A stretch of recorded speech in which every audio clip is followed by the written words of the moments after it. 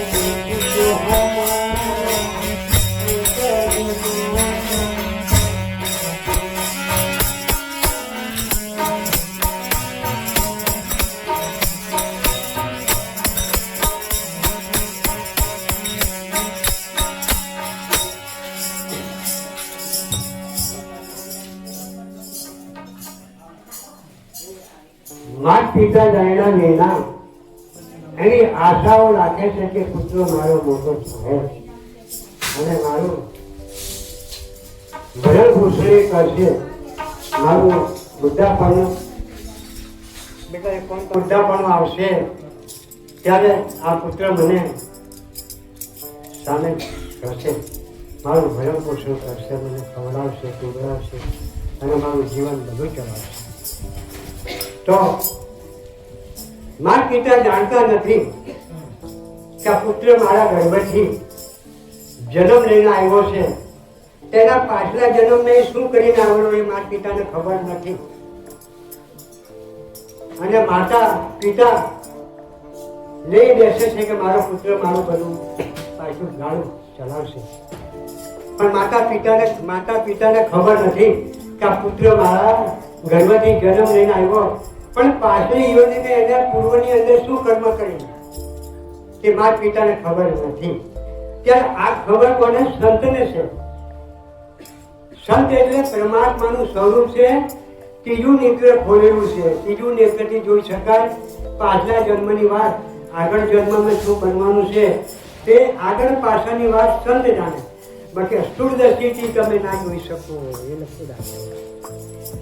અષ્ટુર દ્રષ્ટિથી તમને મોહ ઉત્પાદન થાય, લોભ ઉત્પાદન થાય, પ્રેમ ઉત્પાદન થાય અને પુત્રને હાલા વેલા કરે, પણ એ પુત્ર કોણ છે તમે ના જાણી શકો. એટલે પુત્રને તમારે જાણવા માટે ત્રિનેત્ર તમારે ખોલવું પડે અને તેનાથી પુત્રના અવગુણો, દુર્ગુણો અને ભલું બુરું ઈચ્છે તે તમે એમ કરવા જાય તો પાછલા જન્મે શું કરીને આવેલો એ પુત્રને જાણતા નથી. સંતો જાણીને એની ટ્રેન તમને મારે છે.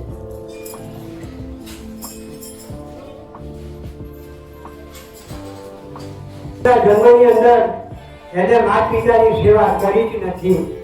માતા પિતાએ પાડી પૂછીને મોટો કર્યો, ગણાવ્યો અને એ કન્યા લઈને આ ગામથી મૂકીને પેલે ગામ જીવવા માટે લાગ્યો છે.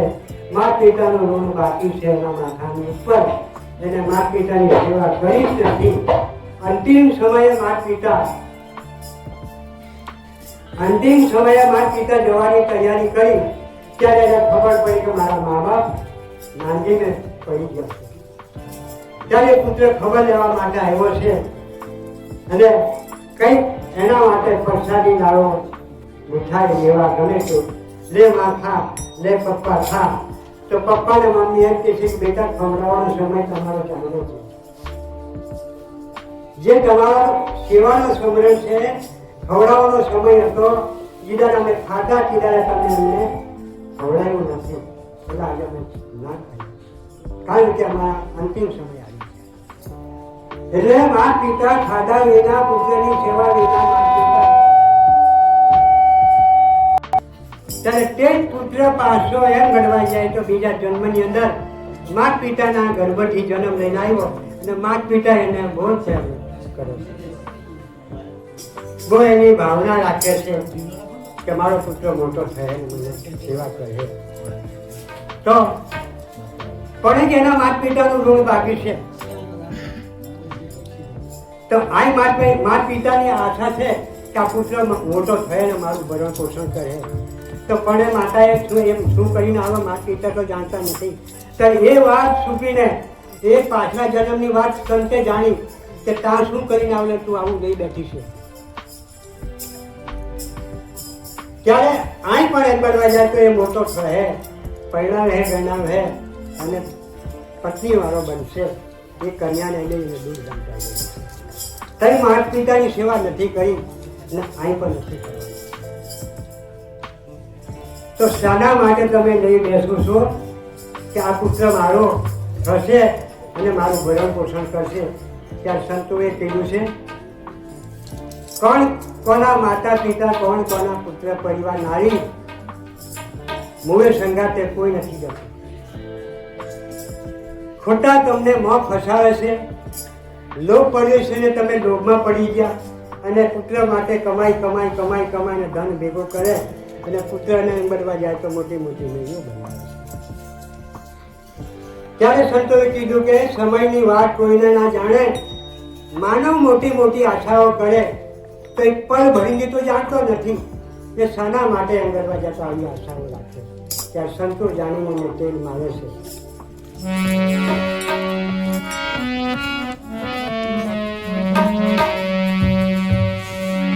માતા પિતા કહે પુત્ર હમારો અજય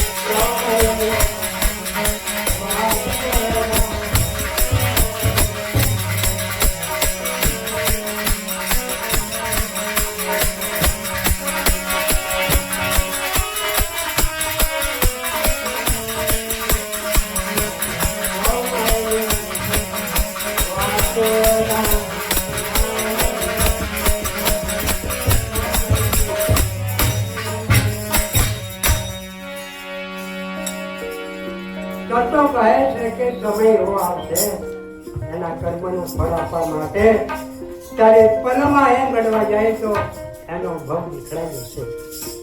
એટલે કે સમયની વાત કોઈ ના જાણે, સપનાનો સંસાર માનવનો એકથી વિખરાઈ જશે. પલ ઘડીની અંદર સમય એનો ભાવ ભજવીને ચાલ્યો જશે. તો માતા પિતાની જે ધારણા છે એ બધી ખોટી છે. કેમ કે જાણતા નથી આપણે પલ ઘડીની અને વર્ષોની વાત આપણે કરી દઈએ છીએ. તો જીવનની અંદર આપણે પાછળ પછતાવાનો વખત આવે છે. કોણ જાણે પુત્ર માતા પિતાની સેવા કરશે, માતા પિતાને પાળશે. તો હવે છે આ જીવ માયામાં પડ્યો છે. પરમાત્માનો આત્મા છે, એ આત્મા માયાની અંદર પડ્યો એટલે એને જીવ કહેવામાં આવે. જીવ અને આત્મા બે એક છે. જીવ કોને કહેવાય કે જે માયાને પડ્યો છે, માયાની સાથે સંકળાઈ ગયો.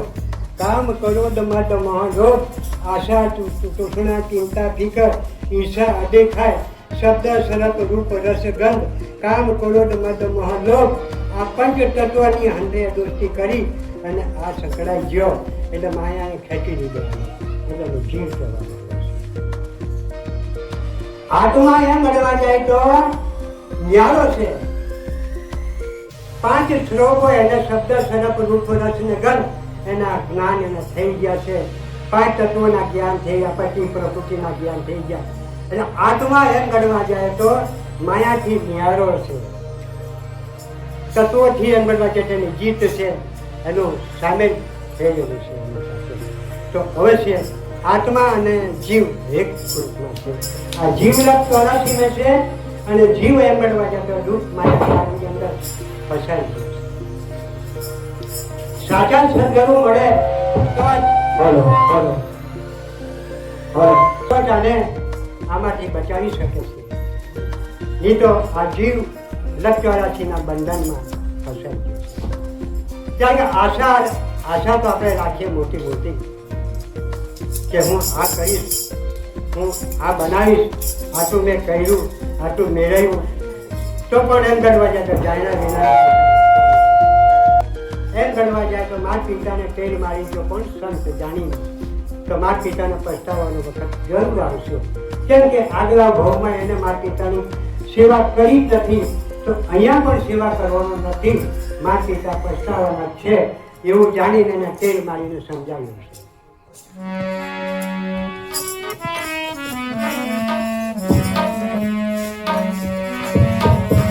બોલો બોલો બોલો બોલો બોલો બોલો. આખરે આશીર્વાદ લઈને